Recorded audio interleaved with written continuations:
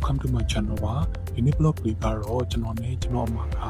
ချင်းမိုင်မွန်ချန်ကိုကျွန်တော်တို့အလေးသွားတဲ့ blog လေးဖြစ်ပါတယ်အဲ့တော့ဒီ video လေးဆုံးထိလိုက်ပါကြည့်ရှုပေးဖို့အတွက်အားလုံးကိုဖိတ်ခေါ်ပါတယ်ခင်ဗျာ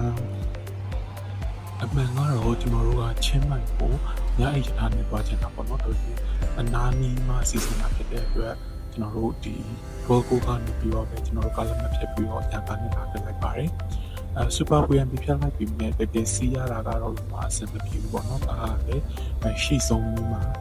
စီးရတယ်နောက်ပြီးတော့ဒီ service ပေးတဲ့ဒီ bus attendance အစားအကုန်လုံးအဆင်မပြေဘူးလမ်းခီးမှာစားရတော့ပါတာ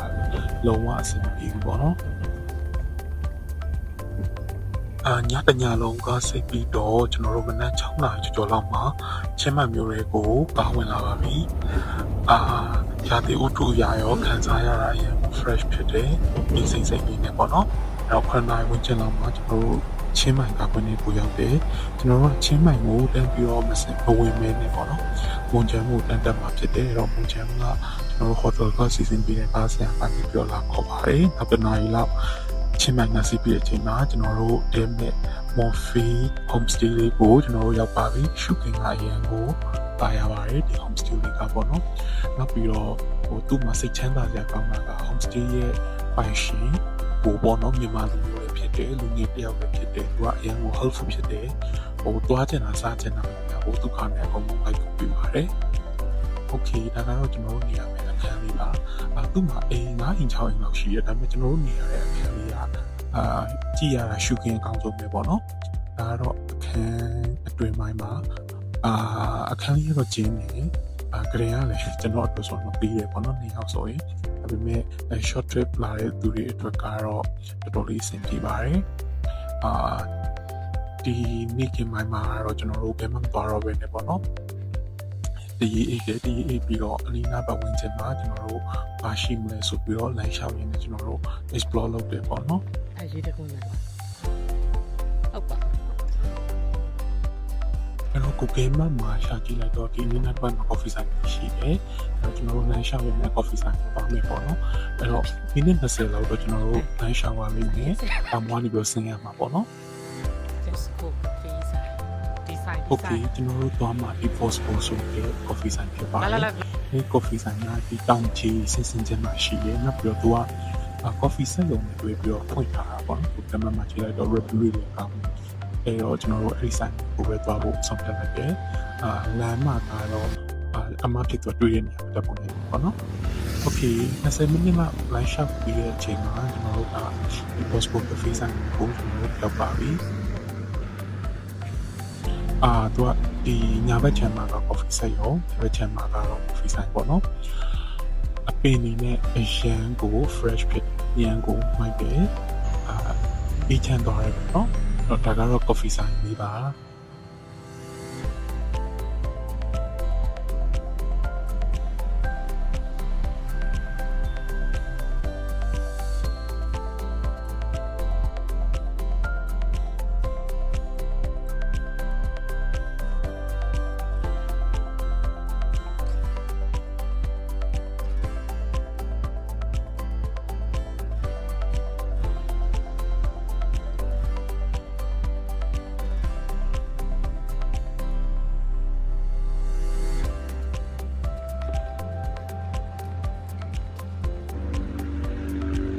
Okay အဲ့ဒါဆိုရင်ပထမဆုံးအနေနဲ့ကျွန်တော်တို့ coffee ဝင်ပြီးတော့မှာပါမယ်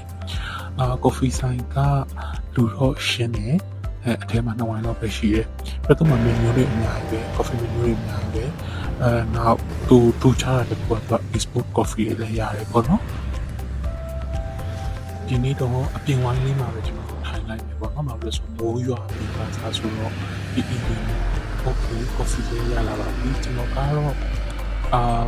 coffee sunrise တော့မပြီးဘူးအဲ့ဒါတောက်တယ်ကျွန်တော်မှာကတော့ဒီ drift coffee တောက်တယ်ပေါ့နော်တော့ဒီ drift coffee ကကြတော့သူမှာက export import အများကြီးရှိတယ်import ဆိုတော့ထိုင်းဘက်900လောက်900ကျော်တယ်ပေါ့နော်900ဝန်းကျင်လောက်ရှိတယ်coffee စီးတွေကတော့ထိုင်းဘက်180လောက်ပြန်ပြီးတော့စားတယ် coffee ကတော့အရင်တောက်လို့ကောင်းတယ်အရသာရှိတယ်ကျွန်တော်တောက်တဲ့ coffee ရောဒီ drift coffee တွေရောအရသာရှိတယ်အမေစီးနေနေအများကြီးပြောလို့ရတယ်ပေါ့နော်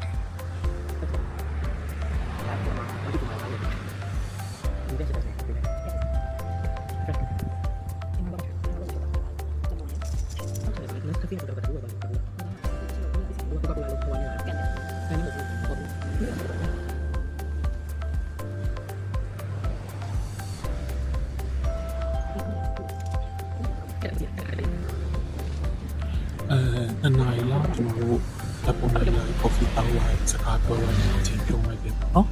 အဲ့တော့ဒီ4နာရီလေးကြော်သွားပြီဆိုရဲအခါကျတော့ကျွန်တော်တို့ဟိုတယ်ပြန်ရတော့မယ်ပေါ့နော်ကျွန်တော်တို့ကတော့ဟိုတယ်ပြန်ရမယ် plan B ကတော့ရုပ်ခက်ခဲပြင်မယ်ဘာလို့လဲဆိုတော့ကျတော့20 minutes လောက်ကလမ်းလျှောက်ရတယ်ပြီးတော့တောင်ပေါ်ပြင်တက်ရမှာပေါ့နော်တောင်ကပြလေးနဲ့မှတ်တယ်ပေါ့နော်အဲ့တော့ဒီ home stay ကအကိုကတော့သူလာ copy ပြင်ဆိုပြီးတော့နေနေပြောရဲတော့ကျွန်တော်တို့အားနာလို့ကိုကနဲ့ကိုပဲရှင်းရှင်းရှောက်ပြီးတော့တက်မယ်ဆိုပြီးတော့ဆုံးဖြတ်လိုက်တယ်အဲ့တော့ပြန်ပြီးတော့ဟိုတယ်ပြန်တော့တော့ပြန်တဲ့လမ်းမှာပေါ့နော်ဒီ coffee ဆိုင်ကထွက်ချင်းမှာကျွန်တော်တို့အခုဒီ coffee chain ကိုတွေ့ရပေါ့နော်ဟိုအခြေကြီးပဲတော်ကြီးကိုဤကအအခြေကြီးပဲ coffee site တာအခုတော့ဒါက hotel ဘက်ကိုပြန်နေလမ်းပါဆက်တက်လိုက်ပါဦးမယ်ဒီနေရာကတော့ဒီတောင်ပေါ်ဆင်းလာကြတဲ့အပြန်တပုံနိုင်မယ်ဆိုပြီးတော့အမှတ်ထားရမှာပေါ့နော်တပုံရင်ပြောကျွန်တော်တို့ဆက်ပြီးတော့ဒီနဲ့တက်လာတယ်ဒီနေရာလေးကကျွန်တော်တို့ home stay နာရောက်ခါဒီမိဘကိုလမ်းမြင်ရတဲ့ view ပေါ့နော်အရင်လာတယ်အရင်ဒီချမ်းဆက်တက်လာရင်လည်းဒီတော့ပူဆိုရင်တော့ကျွန်တော်ရဲ့ home stay ကိုရောက်ပါပြီတော့ဒီ home stay ကိုကျွန်တော်ကတော့ recommend ပေးတယ်ကိုမြန်မာလူမျိုးချစ်ချင်ဖြစ်တယ်အရင်လည်း supportive ဖြစ်လို့ပေါ့နော် recommend ပေးပါတယ်အဲ့တော့ဒီကိုပြန်ရောက်ချင်းမှာမိုးရွာပြီးကစားဆိုတော့တက်တန်နဲ့အရင်ကောင်းကင်ကြီးကလည်းလာနေတယ်ကျွန်တော်တို့တချင်းလေးနားထောင်ပြီးတော့ခဏလေးအနားယူရပေါ့နော်အနားယူပြီးတော့အေးမိုးချိုးပြီးတော့ကျွန်တော်တို့ဂျင်နာစားမယ်6နာရီလောက်ကိုဂျင်နာစားမယ်လို့သူတို့ပြောထားတယ်ပေါ့နော်အဲ့တော့သူတို့ကဂျင်နာကိုဘယ်ချိန်စားမှလည်းမေးတယ်နောက်ဘာအသားကြီးစားမှလည်းအကုန်မေးတယ်ပေါ့နော်အဲ့တော့မုကထာဆက်ကသူတို့ရဲ့ package ထဲမှာပါပြီးသားတည်တံ့ထပ်ပြီးတော့ plus ပေးကြမလို့ပေါ့နော်မုကထာကိုသူတို့သတ်မှတ်ထားတဲ့အချိန်မှာကိုပြောထားတဲ့အချိန်မှာပါပြီးတော့ပို့တယ်နောက်သူကလေဟိုပြောရမလဲ2ယောက်ကြာတော့တော်တော်လေးညားရပေါ့နော်ကျွန်တော်တို့ပုံမှန်ပုံမှုတော်တော်လေးပူရှင်းများပါတယ်ဒီဟိုပြီးရဲ့ဟို ingredient တွေပေါ့နော်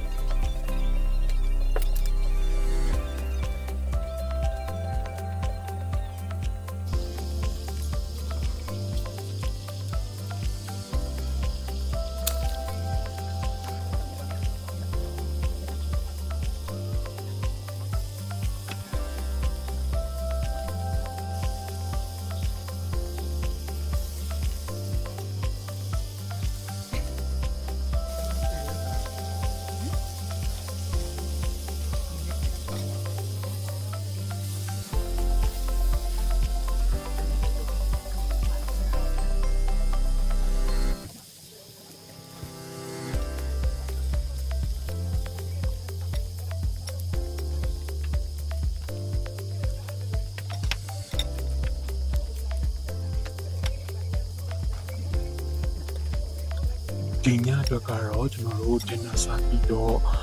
မင်းညတညလုံးပြင်လာတော့ပေါ့နော်အေးကြီးဖြစ်တဲ့ကားစီလာအဲ့တော့စောအနားယူပြီးတော့ပြလိုက်ပါတော့မယ်ဟယ်လိုဒီနေ့ကတော့ D2 ပါအဲ့တော့မနေ့နိုးထားရတဲ့ feeling ကတော့အရင်မိုက်တယ်ဒီနေ့ကကျွန်တော်တို့ရှောက်ကြရမှာပေါ့နော်အဲ့တော့မနေ့စောထားတယ်ထားပြီးတော့ coffee တစ်ခွက်အရင်တောက်တယ်ကိုရီးယားနိုးလာပြီဒါပေမဲ့ breakfast ကမရောက်သေးဘူးပေါ့နော်သူတို့က8နာရီလောက်ပြင်သွားမယ်လို့ပြောတယ်အဲ့တော့ကားကလည်းဒီ hotel ကအဖို့ပဲစီစဉ်ပေးတာပေါ့နော်အဲ့တော့သူကလည်းပဲသွားမှာ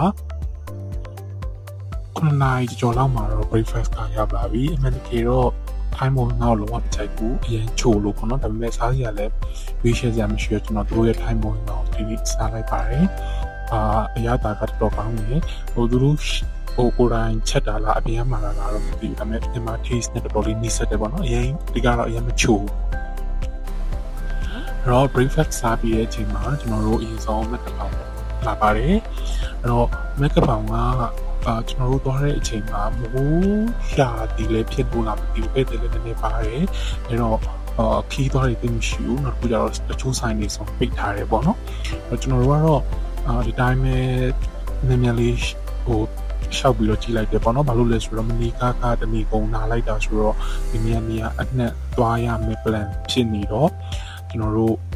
နည်းနည်းလေးအရင်မဆက်ဆူတော့ပဲနဲ့ရှောက်သွားတယ်အဓိကကတော့ကျွန်တော်တို့က coffee cup ချင်တာဖြစ်တဲ့အတွက် coffee ဆိုင်လိုက်ရှာပါတယ် coffee တော့မှဖြစ်ပါတယ်ကဲဒီနေ့လည်းဆက်ပြီးတော့တက်လိုက်ပါအောင်မယ်မဆောက်တဲ့နေရာတွေကိုအဓိကကတော့ coffee ဆိုင်ပေါ့နော်အဲဒီဒူကောင်းတဲ့ coffee ဆိုင်တစ်ခုကိုသွားချင်တာဆိုတဲ့အခါကျတော့မြောက်ရအောင်ဆက်ပြီးတော့လမ်းလျှောက်လိုက်ပါတယ်အဲ့တော့ဟိုမီထင်းလေးနဲ့ဘယ်လမ်းကြီးရောက်လို့တောင်းမှမသိဘူးအဲ့တော့ဖြတ်လမ်းကနေပြီးတော့တက်ပြီးတော့ပဲ coffee ဆိုင်ကိုသွားလိုက်တော့တယ်တကယ်တော့ဖက်နဲ့ဒီပိုင်းနဲ့ပါတယ်လို့ဆိုရင်တော့ဒီက probably short lane နဲ့กินပေါ့နော်ကျွန်တော်တို့လမ်းကနေပြီးတော့လာတာ coffee ဆိုင်ကိုတော့လမ်းဖြစ်နေရတယ်ပေါ့နော်ဆက်ပြီးတော့တက်လိုက်ပါမယ်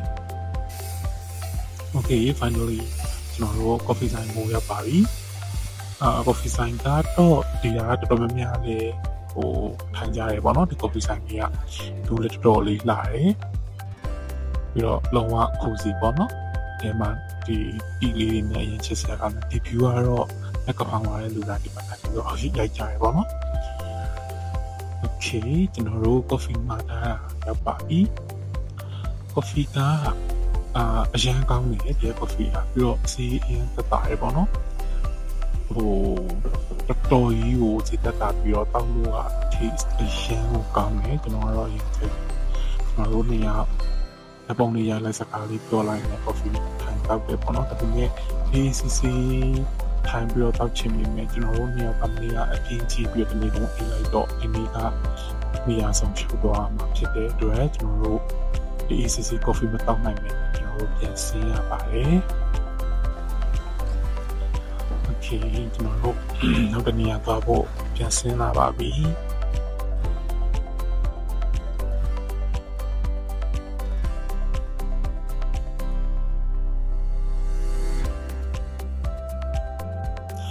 နောက်တနေရာကတော့ကျွန်တော်တို့ view point ကိုရောက်သွားတယ်ပေါ့နော်အမှန်တကယ်ကလမ်းမှာဒီတိုးချန်ကိုဝင်သေးတယ်ဒါပေမဲ့မိုးရွာနေတဲ့အတွက်တိုးတွေကပြီးမလို့ဘူးဆိုတော့ကျွန်တော်တို့ကအခုမွန်ချန်တောင်ပေါ်ကိုပဲဆက်တက်လာလိုက်တယ်ပေါ့နော်အဲ့တော့ကျွန်တော်တို့ view point ကိုလာလိုက်တယ်ဒီ view point ကတော့သူဝင်ကြီးဘက်နေရာလားမသိသေးချောင်းမှမပြောပေးရတဲ့ကန်လို့ကျွန်တော်တို့ပြောလို့ရတယ်ပေါ့နော်ဘာလို့လဲဆိုတော့အခါကျတော့တကယ်ဓာတ်ပုံရိုက်တဲ့ spot areas တွေအများကြီးပဲနောက်တစ်ခုကကျတော့တကယ်ကိုဟိုလုံးဝဟွာရင်အေးချမ်းပြီးတော့တော်လေးကိုမိုက်တယ်ပေါ့နော်ကျွန်တော်ကတော့ဒီနေရာကိုလုံးဝသဘောကျတယ်တော့ကျွန်တော်တို့ ACC အပုံပတ်ရိုက်လိုက်ပါမယ်ဒီမှာ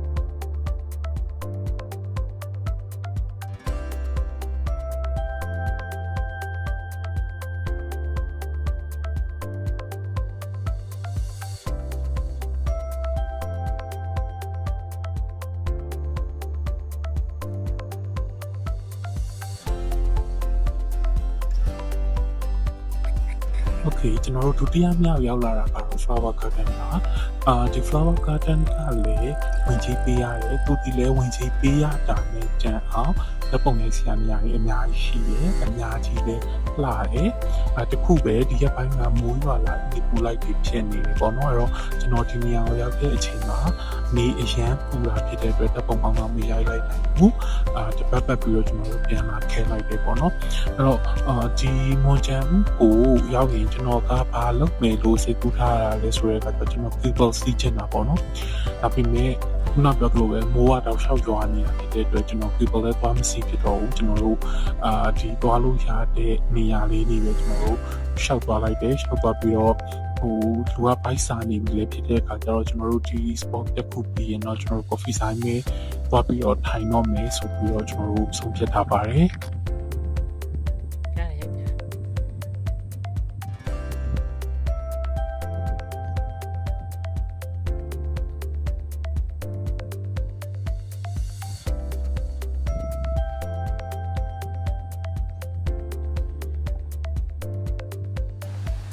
โอเคနောက်ဆုံးမှာတော့ကျွန်တော်တို့စတေးချမဲ့ WTF coffee can ကိုရောက်ပြီး WTF ကတော့ compound အကျေကြီးနဲ့ကျွန်တော်တို့ ACC ချီလို့ရတယ်ပေါ့နော်ဒါပေမဲ့မမနှစ်ယောက်ကဘာရန်စာနေပြီဆိုတော့ကျွန်တော်တို့အခုမြင်နေရတဲ့ restaurant မှာအရင်ဆုံးlunch စားမယ်ပေါ့နော်နေ့လယ်3နာရီလေးရှိပြီဆိုတော့အဲ့တော့လောလောကူကူမြ мян ဆန်ဆန်ရအောင်လို့ဆိုပြီးထမင်းကြော်မှာလိုက်တာဒါပေမဲ့သူတို့က hamburger တို့ဘာလို့လို့ပေါ့နော်fast food တွေကိုတော့မြ мян ဆန်ဆန်ရတယ်ဒီလိုမျိုး heavy food တွေ hotel မှာတင်ပြီးတော့ကြော်ခိုင်းရတာဖြစ်တဲ့အတွက်တနာရီနီးပါးပေါ့နော်မိနစ်50လောက်ရှိမယ်ကျွန်တော်တို့စောင့်လိုက်ရပါတယ်အဲ့တော့နောက်ဆုံးမှာတော့အရာကလုံးဝမကောင်းတဲ့ထမင်းကြော်ရောက်လာပါပြီစီးကြီးပြီးတော့ဘတ်190လောက်ပေးရတယ်ဒါပေမဲ့လုံးဝအရာသာမရှိပါဘူးလုံးဝအရာသာမကောင်းပေါ့နော်ဒါပေမဲ့နှစ်ယောက်သားဖိုက်စားပြီးတော့တကောစားလိုက်ပါတယ်โอเคကျွန်တော်တို့စားတောက်ပြီးပြီဆိုတော့ coffee ဆိုင်မှာပြီးတော့ရှာမယ်ပေါ့နော်အဲ့တော့သူကဝင်ကြီးပေးရတယ်ဝင်ကြီးနဲ့ဒီ coffee ကိုပုံပြင်ပြီးတော့လဲလို့ရတယ်ပေါ့နော်နေရာလေးတွေကတော့အရင် ACC ထိုင်ခြင်းစရာလေးတွေပဲပေါ့နော်လုံးဝကိုဒီ ACC 5ဖြစ်တဲ့လူတွေလည်းအများကြီးတော့ရှိတယ်ဒါပေမဲ့ space တွေကတော့အကျယ်ကြီးပေါ့နော်နောက်ဆုံး coffee ဆိုင်ကိုရောက်ပြီးတော့ကျွန်တော်တို့coffee တောက်ပါမယ် coffee menu ကတော့သူ့မှာလည်းအများကြီးတော့ရှိတယ်ပေါ့နော်ဒါပေမဲ့ကိုကြိုက်တဲ့ကိုတောက်ချင်တဲ့ coffee တော့မရှိနေဘူးအဲ့တော့ရှိတဲ့ထဲကလည်းပြီးတော့တောက်လိုက်မယ် coffee ကတော့အရင်ညံ့တယ်ဈေးကြီးပြီးတော့ပေါ့နော်ဒီမှာတော့သူကဒီ location ကိုရောင်းစားတဲ့အတွက်ဈေးကြီးရယ်အစားတောက်ပြီးတော့ coffee ရောအရင်ညံ့တယ်တောက်တဲ့ coffee ရောအရင်ကဘူးပြောလို့ရတယ်ပေါ့နော်အဲ့တော့ကျွန်တော်တို့ coffee တောက်ပြီးတော့မောင်နှမများပြီးဒီကွန်ပျူတာ ACC ထိုင်ပြီးတော့ chill ပါမယ်။နောက်ကစကားပြောရင်အပုံလိုက်ဒါချင်းလေးနားထောင်ပြီးတော့ကျွန်တော်တို့ရေးစိတ်နဲ့ခြေတော့ပြီးရေးစိတ်ပြီးတော့ကျွန်တော်တို့တနားလောက်ချင်းချုံပါမယ်။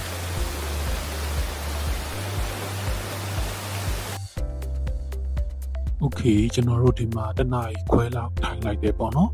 တနားခွဲလောက်ထိုင်တော့ကျွန်တော်တို့ hotel ပြန်လာမယ် hotel ကကိုဖုန်းဆက်ပြီးတော့လာချုပ်ခိုင်းတာလေဒီနေ့ညကတော့ဒီနေ့ညလိုပဲမုကထစားပြီးတော့အချင်းနားထောင်ပြီးတော့အိတ်လိုက်ပါတယ် Okay D3 ပါဒီနေ့ကတော့ကျွန်တော်တို့က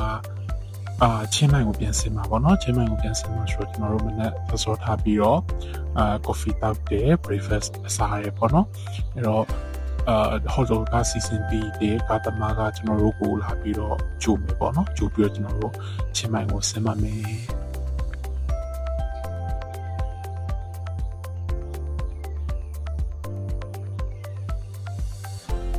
Okay ချင်းမိုင်ကိုရောက်ပါပြီချင်းမိုင်ကိုရောက်တော့ hotel မှာအထုတ်ချပြီးရတဲ့ကျွန်တော်တို့နေ့လည်စာစားထွက်လာရပေါ့နော်နေ့လည်စာကတော့ The Bistro Cafe ကိုပဲကျွန်တော်တို့လာလိုက်တယ်ဒီမှာကအစားတောက်လည်းကောင်းတယ်နောက်တစ်ခုကျ coffee တွေလည်းအရင်ကောင်းတယ်ပေါ့နော်အမှအနေစင်ကြောင်းနဲ့တွေ့ပြီးတော့ကျွန်တော်တို့ ACC ထိုင်လိုက်ပဲပြီးတော့ကျွန်တော်တို့ဒီဈေးကိုလာတယ်ပေါ့နော်ဈေးမှာကျွန်တော်တို့ရှောက်ကြည့်ရပြီးအဓိကကတော့ကျွန်တော်တို့ကဒီချီတယ်နဲ့ပတ်သက်တဲ့ပေါ့နော်ပစ္စည်းလေးတွေကျွန်တော်တို့လိုက်ပြီးတော့ကြည့်ဖြစ်တယ်ဒီလာဖြစ်တယ်ပြီးရင်ကျွန်တော်တို့မနေ့ကရှေ့ချင်းပေါ့နော်ရှောက်ပြီးတော့ကျွန်တော်တို့သွားတယ်ဒီ The Practice ကိုကျွန်တော်တို့ရောက်လာတယ်ဒီနေရာလေးကလေတကယ်ကိုမန္တလေးကိုရောက်သွားဘယ်လိုခံစားချက်မျိုးကိုကျွန်တော်တို့ခံစားရတယ်ပေါ့နော်အရန်ကိုမိုက်တယ်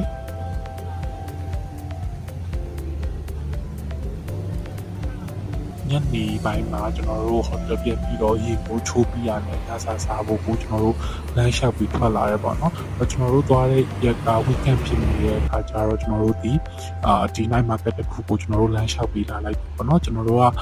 ဒီ Thepra Gate ရဲ့အရှိက hotel မှာနေရာဆိုတော့မိနစ်20လောက်တော့ကျွန်တော်တို့လမ်းလျှောက်လိုက်ရတယ်အဲ့တော့ကျွန်တော်ဒီ night market မှာကျွန်တော်တို့အစားအသောက်ရှာရဲပေါ့နော်ဒီမှာပဲညစာစားလိုက်တော့မယ်ညစာစားပြီးတော့ပြန်ဖို့မှာမိုးကရွာနေရပေါ့နော်မိုးတိတ်ဖို့စားမှလည်းတိတ်နိုင်တဲ့အခါကျတော့ကျွန်တော်တို့သုံးသိန်းမှာပြီးတော့ကျွန်တော်တို့ hotel ကိုပြန်ခဲ့လိုက်ပါတယ်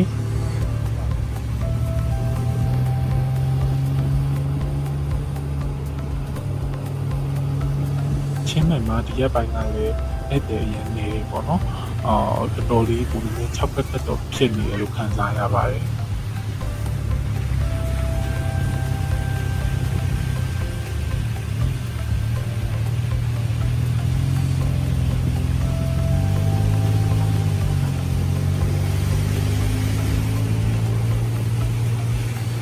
ပြန်ရောက်ပြီးတော့ကျွန်တော်တို့လိုက်တယ်ပေါ့နော်နောက်နေ့မနက်မှာတော့ကျွန်တော်တို့အတကယ်တော့စပယ်ပဲမရဘူးပါတော့သွားလိုက်တယ်သွားပြီးတော့ကျွန်တော်တို့ဒီ flight နဲ့ပေါ့နော်ဘန်ကောက်ကိုကျွန်တော်တို့ပြင်ခဲ့ပါတယ်အားလုံးကိုကျေးဇူးတင်ပါတယ်ဆုံးဖြတ်ကြည့်ပေးတဲ့အတွက်ဒီ blog လေးကအစီအစဉ်ရှိပေနဲ့ရိုက်ထားတဲ့ဟာလေးဒီကို edit လုပ်လိုက်တာဖြစ်တဲ့အတွက်အမှားရရှိရင်ခွင့်ပြုဖို့တောင်းဆိုချင်ပါတယ် see you